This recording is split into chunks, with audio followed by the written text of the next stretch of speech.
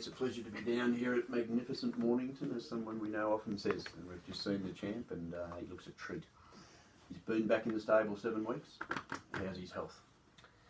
Timmy's good, and he should be good. There's no reason he wouldn't be good because he's getting well looked after. He looks, as we saw out there, he looks in great order. The horse is strengthened. His appetite's been really good, and his workload has been, even with the 7 weeks, we're just gradually built up.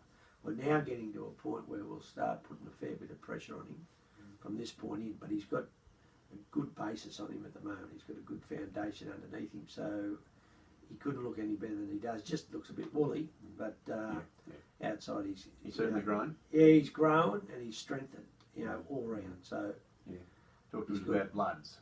Yeah, well, that's been that's blood. I always say bloods don't lie, and they don't. You can look at a horse and he can look healthy, but the actual chemistry of it all can be different underneath. So often you don't see that until they're under pressure. But in this horse's case, his bloods have been good. We didn't bring him in till his blood was good. He had an 8-week break. He was really well in himself, and his blood picture suggested the same. Now we've done an initial blood when he about 3 weeks on, and that was good. But the horse had been placed under no pressure. So the plan is he'll have a strong piece of work, or the strongest piece of work to this point on Saturday, and then we'll do a blood on Monday, and that'll give us a pretty good idea how that's all reacted to the workload that he's faced.